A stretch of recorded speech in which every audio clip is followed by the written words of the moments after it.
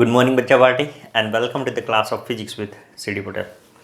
જો આજે હજુ કેટલાક એક્ઝામ્પલ બાકી છે એની વાત કરીએ. જો સ્વાધ્યાયનો દાખલા નંબર 1.18 તો શું કહે છે કે આકૃતિમાં દર્શાવ્યા મુજબ, જો આકૃતિ છે અહીંયા, 10 સેન્ટીમીટર બાજુવાળા એક ચોરસના કેન્દ્રથી 10 સેન્ટીમીટર બાજુવાળો એક ચોરસ છે, એના કેન્દ્રથી બરાબર ઉપર 5 સેન્ટીમીટર અંતરે 10 માઇક્રોકુલમ્બ બિંદુવત વિદ્યુતભાર રહેલો છે. એટલે અહીંયા આગળ એક વિદ્યુતભાર મૂકેલો છે ક્યુ બરાબર 10 માઇક્રોકુલમ્બ. એટલે અહીંયા આગળ તમને વિદ્યુતભાર આપ્યો છે ક્યુ બરાબર 10 માઇક્રોકુલમ્બ. ધન વિદ્યુતભાર છે. ચલો માઇક્રોકુલમ્બના કુલમ કરો તો 10 ગુણ્યા 10⁻6 કુલમ, તો 10⁻1 અને 10⁻6 એટલે 10⁻5 કુલમ. એટલો વિદ્યુતભાર કેન્દ્રમાં છે. બરાબર. તો આ ચોરસમાંથી વિદ્યુત ફ્લક્સનું મૂલ્ય કેટલું હશે? એટલે આ ચોરસની વાત કરે છે, એમાંથી વિદ્યુત ફ્લક્સનું મૂલ્ય કેટલું હશે? જો અહીંયા નીચે એક સૂચન કરેલું છે, ચોરસને 10 સેન્ટીમીટરની ધારવાળા ઘનની એક બાજુ તરીકે લો અથવા તો વિચારો. એટલે આ જે ચોરસ છે એ મૂળ એક ઘનની એક બાજુ જ છે. જો હવે આ ચોરસને આપણે આ પ્રમાણે જો ઘન બનાવીએ, જો આ પ્રમાણે જોજો, બરાબર છે.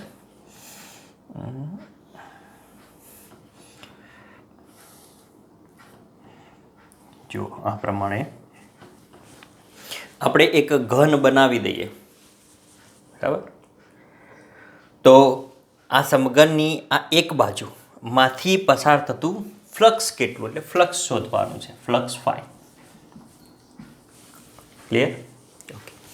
તો હવે અહીંયા આગળ ઘન છે એટલે એક બંધ સપાટી કહેવાય, બરાબર.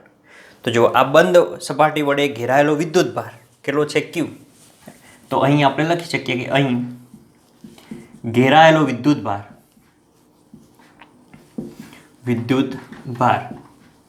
ક્યુ બરાબર, અથવા તો ક્યુ છે, વિદ્યુતભાર ક્યુ છે.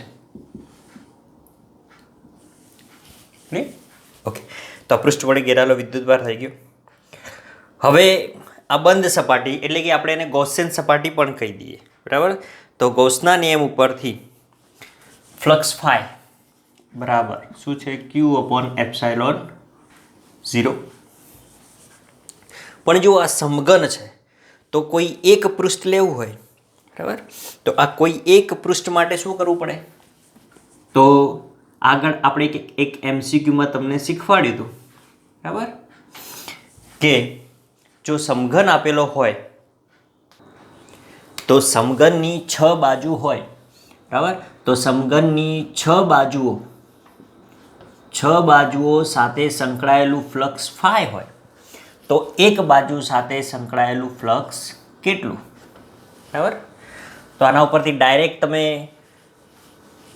સમીકરણ બનાવી શકો કે એક બાજુ સાથે સંકળાયેલ ફ્લક્સ, તો ફ્લક્સ બરાબર કેટલું થશે?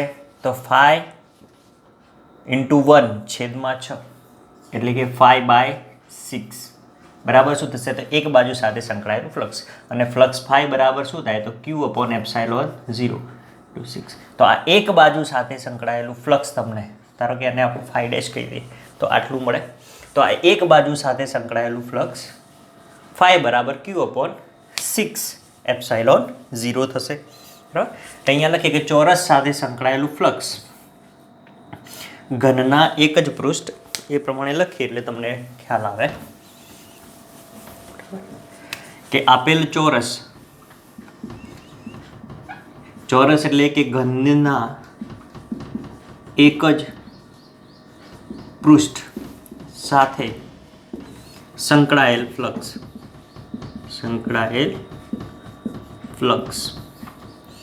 તો ફ્લક્સ ફાઈ બરાબર Q/6ε0 થાય. તો જુઓ ક્યુ આપેલો છે તમને 10⁻⁵ છેદમાં 6 ગુણ્યા એપ્સાઇલોન 0ની કિંમત આપણને પાક્કી આવડે 8.85 × 10⁻12. તમે જો આનું સાદરૂપ આપશો તો તમને આન્સર મળશે 0.188 ગુણ્યા 10⁻+6 બાર ઉપર જશે એટલે +6 આવશે +5. રાઈટ, આ આન્સર લખો તો પણ સાચો, newton into metre square upon coulomb. બરાબર. અને કોઈ આ પ્રમાણે લખે, એક પોઈન્ટ કાપે, બરાબર, કે 1.88 × 10⁵ બરાબર, તો પણ સાચો. અને કોઈ 88 છે તો 9 લખે તો પણ સાચો. 1.9 × 10⁵ newton into metre square upon coulomb, આટલું ફ્લક્સ. તો આમ આ ચોરસમાંથી બહાર નીકળતું અથવા તો ચોરસ સાથે સંકળાયેલું વિદ્યુત ફ્લક્સનું મૂલ્ય આટલું થશે. બરાબર. 1.9 ગુણ્યા 10⁵. આ લખો તો પણ સાચું. 1.88 અથવા તો 0.188 હોય તો પણ સાચું. ઓકે, એકદમ ઇઝી દાખલો છે. જુઓ હવે સ્વાધ્યાયનો 1.20મો એક્ઝામ્પલ. 10 સેન્ટીમીટર ત્રિજ્યા ધરાવતી ગોળાકાર ગૌસિયન સપાટીના કેન્દ્ર પર મૂકેલો બિંદુવત વિદ્યુત ભારને લીધે તે સપાટીમાંથી -1 ગુણ્યા 10⁻³ ન્યૂટન ઇન્ટુ મીટર સ્ક્વેર પર કુલમનું ફ્લક્સ પસાર થાય છે. તો અહીંયા આગળ જો તમે 10 સેન્ટીમીટર ત્રિજ્યા ધરાવતી એક ગોળાકાર ગૌસિયન સપાટી આપેલી છે, તો આ પ્રમાણે 10 સેન્ટીમીટરની એક ગોળાકાર ગૌસિયન સપાટી આપણે વિચારીએ, બરાબર, જે આપેલી છે તમને.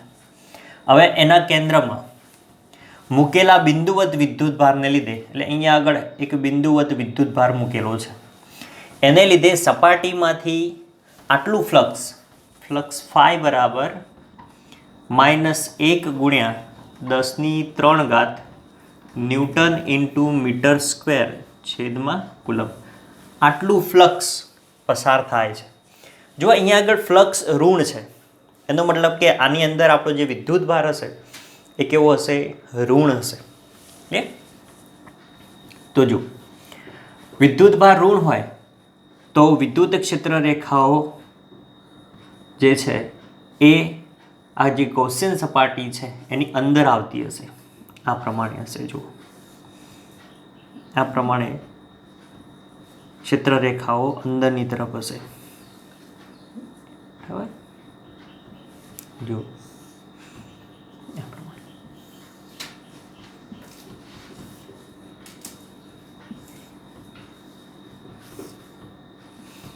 આ બિંદુવત વિદ્યુત ભાર ક્યુ થઈ ગયો.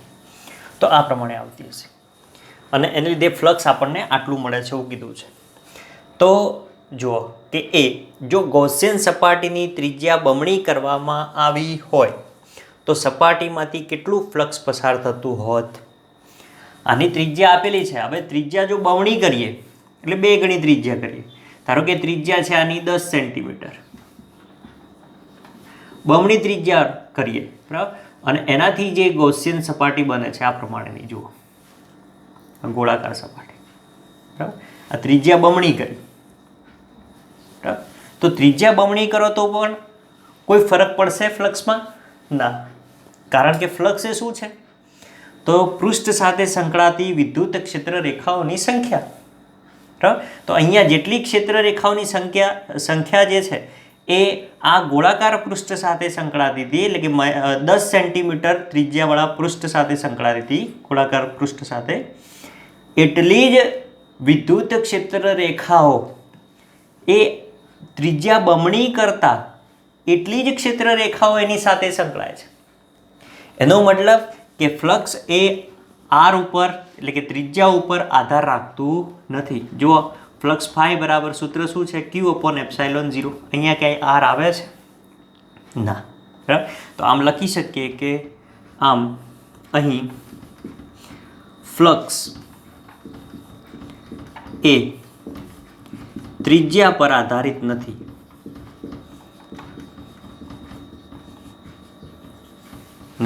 બરાબર. તેથી જો ત્રિજ્યા બમણી કરીએ બમણી કરવા છતાં ફ્લક્સ એના એ જ મળે છે, બરાબર. અથવા તો ત્રિજ્યા બમણી કરતાં ફ્લક્સમાં કોઈ ફેરફાર થતો નથી. ફ્લક્સમાં કોઈ ફેરફાર થતો નથી. તો આપણને કેટલું ફ્લક્સ મળશે? તો ફ્લક્સ ફાઈ બરાબર -1 into 10⁻³ newton into metre square upon coulomb. કોઈ ફેરફાર થશે એટલું જ ફ્લક્સ આપણને મળશે, બરાબર. એટલે ત્રિજ્યા બમણી કરવા છતાં પણ આપણને ફ્લક્સ આટલું જ મળે છે. તો પહેલા પ્રશ્નનો જવાબ આપણે આપી દીધો. ચલો બીજો, કે બિંદુવત વિદ્યુતભારનું મૂલ્ય કેટલું થશે? તો જુઓ, આ એ બિંદુવત વિદ્યુતભારનું મૂલ્ય, તો જુઓ ગણી કાઢીએ. આ બી. તો વિદ્યુતભાર શોધવો હોય તો આ સૂત્ર ઉપરથી આપણને વિદ્યુતભાર મળી જાય, બરાબર. ગૌસના નિયમના સૂત્ર ઉપરથી ફાઈ બરાબર ક્યુ અપોન એપ્સાઇલોન 0 પરથી ક્યુને કરતા બનાવીએ આપણે, તો ક્યુ બરાબર ફાઈ ઇન્ટુ એપ્સાઇલોન 0. ચલો ફાઈ કેટલો છે? તો -1 × 10⁻³ ગુણ્યા એપ્સાઇલોન 0ની કિંમત આપણને ખબર છે 8.85 × 10⁻12. ચલો ગુણાકાર કરીએ. 8.85 ગુણ્યા 1 એટલે -8.85 ગુણ્યા 10⁻³ અને 10⁻12 એટલે 10⁻9. તો બિંદુવત વિદ્યુતભારનું મૂલ્ય ક્યુ બરાબર -8.85 ગુણ્યા 10⁻9 કુલમ હશે. એટલે કે ક્યુ બરાબર -8.85 નેનો કુલમ. જો તો આમ કેન્દ્રમાં મૂકેલો જે વિદ્યુતભાર છે, આ બિંદુવત વિદ્યુતભાર, એ કેવો છે? ઋણ, અને એનું મૂલ્ય 8.85 ગુણ્યા 10⁻9 અથવા તો નેનો કુલમ. એટલે તમે આ પ્રમાણે પણ લખી શકો કે આ જે ગૌસિયન ગોળાકાર ગૌસિયન સપાટી છે, એ સપાટીના કેન્દ્ર પર અહીંયા દેખાય છે કે ભાઈ સપાટીના કેન્દ્રમાં 8.85 નેનો કુલમ્બ મૂલ્યનો ઋણ વિદ્યુતભાર હશે, બરાબર. આવું લખો તો પણ ચાલે. મૂલ્ય અને માઇનસ એટલે ઋણ વિદ્યુતભાર કહી દેવાનું. ક્લિયર? જો આવું લખો નીચે તો પણ ચાલે. ક્લિયર? તો એકદમ સરળ એક્ઝામ્પલ ગણી દેજો, લખી દેજો. જો થોડોક સમય છે એટલે આપણે એક MCQ જોઈ લઈએ. જો તમને સમજાવી દઉં કે K બરાબર 10 ડાયલેક્ટ્રિક અચળાંકવાળા માધ્યમમાં મૂકેલા 0.5 કુલમના વિદ્યુતભારમાંથી ઉદ્ભવતી વિદ્યુત બળ ક્ષેત્ર રેખાઓની સંખ્યા કેટલી થશે? એટલે તમને અહીંયા આગળ ડાયલેક્ટ્રિક અચળાંક આપેલો છે, એટલે K બરાબર 10. એટલે ડાયલેક્ટ્રિક અચળાંક એટલે માધ્યમનો જ હોય, એટલે અહીંયા આગળ તમને માધ્યમમાં કોઈ વિદ્યુતભાર મૂકેલો છે, એટલે વિદ્યુતભાર Q બરાબર 0.5 કુલમ. હવે માધ્યમમાં વિદ્યુતભાર છે, આપણે અત્યાર સુધી વાત કરી એ ધારો કે ફ્લક્સ ફાઈ બરાબર સૂત્ર આવું હતું કે Q અપોન એપ્સાઇલોન 0, જ્યાં એપ્સાઇલોન 0 એ શૂન્યાવકાશની પરમિટિવિટી છે. તો માધ્યમ માટે આપણે કુલમના નિયમની અંદર જોઈ ગયા કે માધ્યમ માટે લખવું હોય તો શું વપરાય છે? તો એપ્સાઇલોન વપરાય છે. તો આ શૂન્યાવકાશ માટે, શૂન્યાવકાશ કોઈ વિદ્યુતભાર જો શૂન્યાવકાશમાં મૂકેલો હોય તો એના માટે આ લખાશે. પણ કોઈ માધ્યમમાં મૂકેલો હોય તો માધ્યમ માટે ફ્લક્સ ફાઈ બરાબર Q અપોન એપ્સાઇલોન આવશે, જે એપ્સાઇલોન એ માધ્યમની પરમિટિવિટી. ક્લિયર? ઓકે. હવે તમને અહીંયા આગળ K આપેલો છે, Q આપેલો છે. Q તો છે, તમારે K લાવવો છે. તો જુઓ, તમે ડાયલેક્ટ્રિક અચળાંકનું સૂત્ર ભણી ગયા આગળ કે K બરાબર એપ્સાઇલોન અપોન એપ્સાઇલોન 0, બરાબર.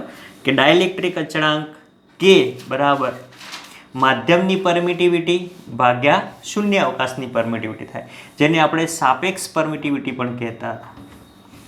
ક્લિયર? તો હવે માધ્યમ માટે અહીંયા લખીએ કે માધ્યમ માટે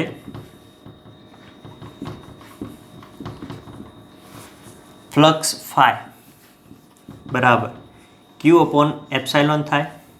ક્લિયર? તો આ એપ્સાઇલોનની જગ્યાએ આપણે હવે આ પ્રમાણે લખી શકીએ. જો એપ્સાઇલોનને કરતા બનાવો તો કે એપ્સાઇલોન 0, તો એપ્સાઇલોનની જગ્યાએ કે એપ્સાઇલોન 0 લખાય. ફ્લક્સ ફાઈ બરાબર ક્યુ અપોન કે એપ્સાઇલોન 0, કેપિટલ કે કરજો અહીંયા.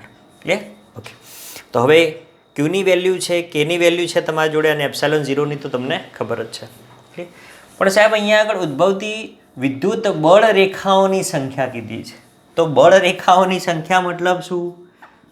કે પૃષ્ઠમાંથી પસાર થતી અથવા તો પૃષ્ઠ સાથે સંકળાયેલી વિદ્યુત ક્ષેત્ર રેખાઓની સંખ્યા, એને શું કહેવાય? ફ્લક્સ. એટલે આ જે ક્ષેત્ર રેખાઓની સંખ્યા છે એ ફ્લક્સના સમપ્રમાણમાં છે. બરાબર? એટલે ફ્લક્સનો મતલબ જ શું? તો વિદ્યુત બળ ક્ષેત્ર રેખાઓની સંખ્યા અથવા તો વિદ્યુત ક્ષેત્ર રેખાઓની સંખ્યા. વિદ્યુત બળ ક્ષેત્ર રેખાઓની સંખ્યા કે વિદ્યુત ક્ષેત્ર રેખાઓની સંખ્યા બે એક જ થશે. બરાબર? એટલે એન ચલે છે ફાઈ. બરાબર? તો ફ્લક્સ ફાઈ બરાબર ક્યુ અપોન કે એપ્સાઇલોન 0. ચલો વિદ્યુત ભાર ક્યુ 0.5 છેદમાં કે આપેલો છે તમને 10 ગુણ્યા એપ્સાઇલોન 0 8.85 ઇન્ટુ 10⁻⁻12. ક્લિયર? ચલો આનું તમે સાદુરૂપ આપશો તો આન્સર આવશે 5.65 ઇન્ટુ 10⁻9. તો આટલી વિદ્યુત બળ ક્ષેત્ર રેખાઓની સંખ્યા થઈ. બરાબર? એટલે બળ ક્ષેત્ર રેખાઓની સંખ્યા અથવા તો ફ્લક્સ કહો તો બંને સેમ જ છે. ક્લિયર? ઓકે. તો આ પ્રમાણેનો એમસીક્યુ પૂછાય તો આવડવો જોઈએ. જો આ જે એમસીક્યુ છે એ આઈઆઈટી 2002માં પૂછાયેલું છે. આઈઆઈટી 2002માં. ક્લિયર? તો આ પ્રકારના એમસીક્યુ તમે જેટલી પ્રેક્ટિસ કરશો, જેટલું સોલ્વ કરશો એટલું તમને આવડશે. બરાબર? કારણ કે 100 માર્ક્સના પેપરમાંથી 50 માર્ક્સના તો એમસીક્યુ જ છે. તો એમસીક્યુની પ્રેક્ટિસ ખૂબ જ જરૂરી છે. તો એમસીક્યુની પ્રેક્ટિસ કરતા રહેશો. બરાબર છે? ઓકે. તો આ પ્રમાણે ગણી શકાય. તો આજે આટલું. મળીએ નેક્સ્ટ લેક્ચરમાં. ત્યાં સુધી ભણતા રહો. Tata bye bye.